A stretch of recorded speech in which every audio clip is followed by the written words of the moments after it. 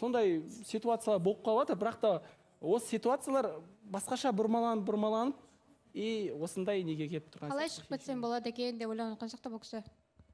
Не Бәлкім былай шығайын десе, былай есік жауып, былай шығайын десе, былай есік жауып, бір ортада қалып қойған сияқты. Бәлкім қалай бар, солай айтып, солай қабылдашы деп отқан сияқты ма? Әлде сіз сол елі бір розадан бастап ренжіп қалдыңыз? Мен жасауым осы. Не істей аласың? Мен сенің сөзіңді жерге сырып тастадым, оның сөзін тиек еттім. Болды деп тұрған сияқты. Қабылдасаң осы, қабылдамасаң қоя сал деген сияқты болып тұр ғой. Негізі әділет, әлі де күліп, жымиып қоя салып жатсыз. Бір егер де бұл сіздің өзіңіздің позицияңыз болса, сіз оны айтыңыз. Мен өзгертпеймін ойымды, мен гүл бергім келемін, келет деген. Немесе басқаша соны айтқан болатын, мен жалпы қалай болатын. Міне мыңқ етіп отырмын. Мысалға бар. Сезімім бар Айгүлге. Болды ма? Айгүлге ма? Бұл енді сол келген кезден емес енді. Сол бара болған зат енді. Енді Марико енді мына жерде енді жаңа соны шығара алмай отыр ғой, ол да сезіп жүрді ау деймін мысалға. Айгүл туралы тема қозғалатын болса. Осы уақайдың бір айтқан, жақсы көрем деген сөзің бәрі. Сен просто жақсы көрем. Мен енді мыңқ етіп айтып отырмын еді. Қалай болады енді, таныстық қалай болатынын дальше білмеймін енді, өздеріңіз қараңыздар. Әділет. Бұл қалай? Сіз таныстықтасыз қазір. Қашаннан бастап олай ойлап жүрсіз? Қашаннан бастап сезім бар? Ол сол айтып келмейді ғой. Айтып келмейді. Демек, сіздің басынан басталған жоқ деді. Бастапқы сіздің қызығуыңызда Мариям болды, бірақ уақыт өте келе Айгүлге табанас сезіміңіз ашылып кетті, және соны жігітше мұңқылдамай қазір айтып отырсыз. Дұрыс па? Дұрыс түсіндік. Жоқ енді мен. Сенің негізі сөзіңнің қадірлері бар ма? Зат? Сөзіңнің қадірі бар ма? Сөздің қадірі бар ма дегенде мен енді ойыншық қылмай, как еркексің ғой? Еркекше өзің сөзіңе тұра алатын адамсың, өзің сөзіңе жауап бере алатын адамсың ғой? Қазір айтып отқаның не? Енді солай, мен қалай айтсам болады. Сен өзің сұрадың енді, қандай, мен айттым, бар, құттай сезім бар. Енді симпатия дейікші, ал егер де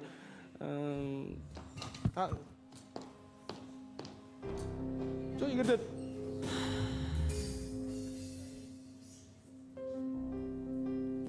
Әділет. Мен сезім, ой дегеннің барлығын түсінемін, бірақ сіздің бұл айтып қалғаныңыз қазір жігіттік болмады. Сіз өзіңіз көріп жүрсіз. Шынымен де Мариям соңғы күндері уайымдап та жүр, төмен бал алып жүр, оны көріп жүрсіз. Тап осы әңгімені таныстықты тоқтатып, содан кейін айтуыңыз керек еді. Енді бұл қосылайық жобасы шыннан екеніне көзім жетті. Реально ол басында қалай 50-50 болып жүрдім, шын қалай болады екен ол деп, бірақ та осында келіп айтсайыншы, осылай болады екен, жүрекке әмін жүрмейді, бірақ та таныстық тоқтатам десе, мен қарсы емеспін. Әрине тоқтатады енді сізбен. Егерде жоқ, жалпы дальше сөйлесем деді ғой, дальше ол ештеңе жоқ деп ойлаймын енді. Бауыржан мырза, Баласахан мырза. Бірақ та мен өз сөзімді айтып кеттім, іште қалған жоқ, самый главный. Мен бірінші рет олай сезімді айтып отқан мысалы бар ма? Бар деп айтып отырмын. Жігіттер өздеріне түсінесіңдер ғой, ол не анау-мынау деп отыр. Іштеріңде бір сыртта бір ұнатып жүргендерің болады ғой. Да? Қыздар енді білмеймін, енді мен қыз болып туылған жоқпын. Қыздың жан дүниесін, қыздың атқарған қызметіне түсіне алмаймын. Өйткені ол әйел адамдар ешкім түсіне алмай кеткен, ол тек қадірлеу білген. Енді бұл үйленуге дейін ұсыныс былай көрдік енді, бірақ та солай болып қалды. Баласахан, Бауыржан мырза, мен енді артық енді ештеңе айта алмаймын. Өз сөзімде айттым, солай симпатия болды. Әділет, сіздің айтып қалғаныңыз қазір ойыңызды Мариямның көзінше. Бұл Марияммен қарым-қатынас, яғни Мариям екеуміздің арамызда ештеңе шықпайтын түсіндім деген сөз ғой? Оған байланысты. Демек, сіздің тарапыңызда... Просто арамызда бір чисто коллегалық и достық бар екенін түсіндім. Уже андай болады ғой. Қасында көмектесіп жүрген уже андай баяғыдай біріншідегідей жоқ. Уже коллега ретінде сол бауырбастылық болып қалуы мүмкін. Мысалы, Бауыржан мырза мен Баласахан екеуіңізді коллега ретінде бір-біріңізге көмектесіп, сондай қатынаста болып қалған сияқты маған. Сіз оны қашан түсіндіңіз? Осы бір 2-3 күндікте. 2-3 күндікте түсіндіңіз. Мариямның өзінен сұраймыз таныстыққа байланысты. Сонда біздің түсінгеніміз сіздің тарапыңыздан таныстық тоқтай ма? Тоқтайды. Иә. Ары қарай? Ары қарай енді көреміз.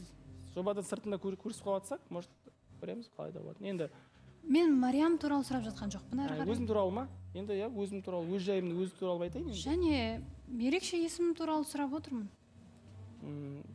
Енді просто мен өзім сезім бар екен айттым, мен дальше ой добиваться етемін, ау деген әңгіме айтқан жоқпын ғой. Бірақ бұл ұсыныс емес. Ұсыныс емес, просто мен айтып отырмын өзімнің. Жай ұнайтын айт. Иә, болды ма? Жақсы. Және де есімі ерекше болғаннан кейін ұнады ма, әлде адам ретінде бір қылқатын байқадыңыз ба, бір көрісіп қалдыңыз ба? Не болды, қай уақытта өзгеріп кетті бәрі? Білмеймін, сол аяқ асты болып кеткен зат қой. Енді айтып отырмын, энергетикасы бөлек, более маған андай Марико ол сияқты да, уже почти ер мінез болып кеткен, андай өзім жасаймын, бүйтемін, сөйтемін, мысалы қасында жүргенде кәдімгідей мен дос сияқты болып кеттім. Сондай қарым-қатынаста болып кеттік та, ал енді Айгүл де басқаша. Енді бір онымен сөйлесіп, естіп көрген жоқпын просто деп жатқаным ғой, сырт көз. Бірақ сіздің айтып тұрғаныңыз қазір менің ойымша артық айтып жатсыз, Мариямды түсіріп жатсыз. Жоқ, түсіріп жатқан жоқпын. Сондай жоқ, арамыздағы затты айтып отырмын да. Біз уже дос секілді болып қалғанбыз. Өйткені коллега. Негізі соны әдемілетіп тоқтатып, содан кейін барып айту. Әдебиет пәнінің мұғалімі емеспін, не емеспін, просто көшенің баласымын, көшенің тілімен түсіндіргім келді, и все. Оны бәкең өзі әдемі жеткізіп бере алса деп ойлаймын. Сіздің орныңызға ма? Жоқ, енді ауыз екі сөзбен тілмен. Жалпы сіздің іс-әрекетіңізді кішігірім түсінгендей болдық, бірақ дегенмен де әттеген-ай деген жерлер бар, және де сіз оны өзіңіз сезіп отырсыз. Мариямның тарапына қарай өтіп жатқан дүниелердің бәрін өзіңіз сезіп түсініп отырсыз. Енді бұл жерде көптеген адамдардың көкейінде көптеген сұрақтар тұр. Түсінгеніміз, Мариям мен Әділеттің таныстығы тоқтады. Ал Әділеттің Айгүлге қарай не айтатыны өзі де біз де білмейтін сияқтымыз. Ертең мүмкін біліп қалатын шығармыз. Құрметті көрермен, біз сіздермен ертеңге дейін қоштасамыз. Ертең 7 наурыз күні бізде қосылайықта мерекелік шығарылым, сол себепті 14